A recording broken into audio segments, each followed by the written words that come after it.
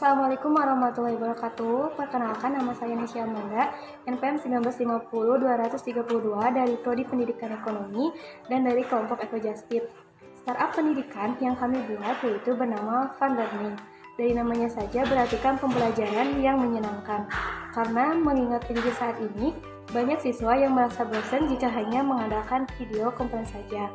Untuk itu, kami membuat terobosan baru dalam bidang pendidikan yang mengandalkan teknologi dan dirancang secara menarik mungkin. Seperti materi yang disediakannya dikemas dalam video animasi dan terdapat fitur-fitur menarik lainnya.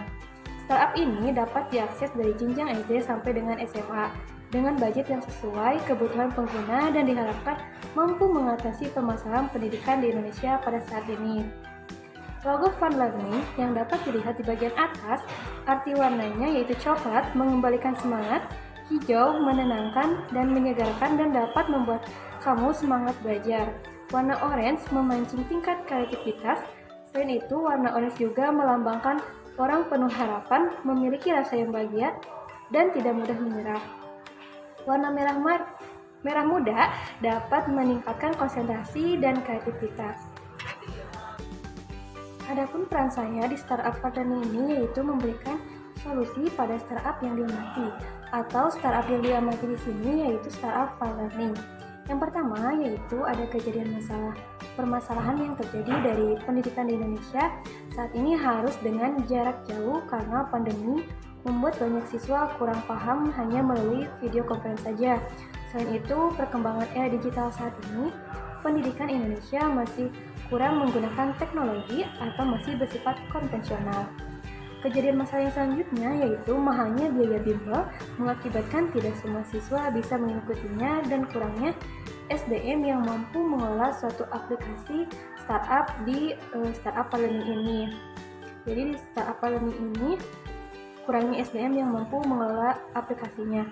Yang kedua yaitu peluang startup pendidikan yang dibuat ini dapat mengatasi masalah pendidikan yang di atas, seperti materi yang tersedianya untuk semua jenjang pendidikan sehingga nantinya dapat diakses dari mulai siswa SD sampai dengan SMA, karena banyaknya pelajar yang membutuhkan bahan ajar.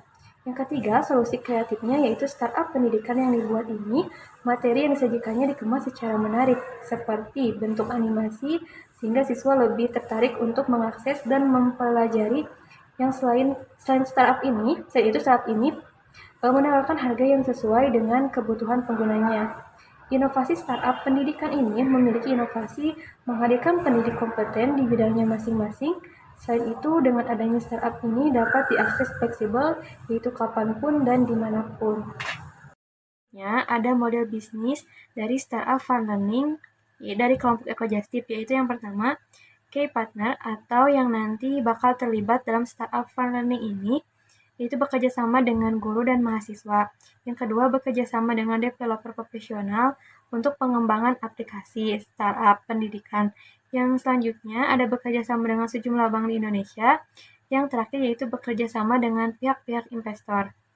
Yang kedua, ada key activities atau aktivitas yang ada di startup Fun Learning ini, yaitu yang pertama, video pembelajaran, les privat, belajar bersama, tanya jawab pekerjaan rumah atau PR, dan ada latihan soal.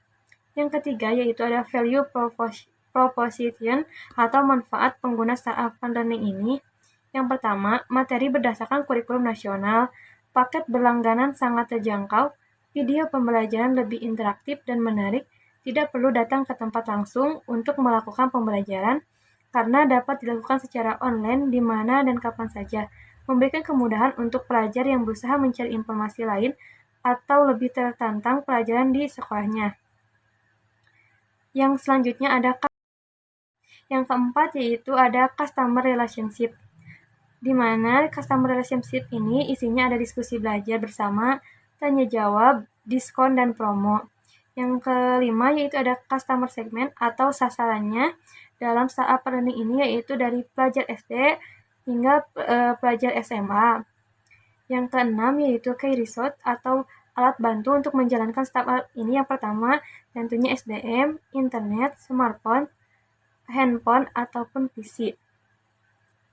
Dan yang ketujuh yaitu channel atau sarana promosinya Startup Part Learning ini menggunakan aplikasi pada smartphone, sosial media, website, penggunaan video untuk menjelaskan materi pembelajaran. Dan yang kedelapan adalah cost struktur atau biaya yang akan dikeluarkan untuk startup Part Learning ini. Yang pertama, maintain website dan aplikasi promosi web, sosial media, pembayaran tutor atau mentor. Yang kesembilan yaitu revenue stream, yaitu timbal baliknya kita akan mendapatkan dari startup ini.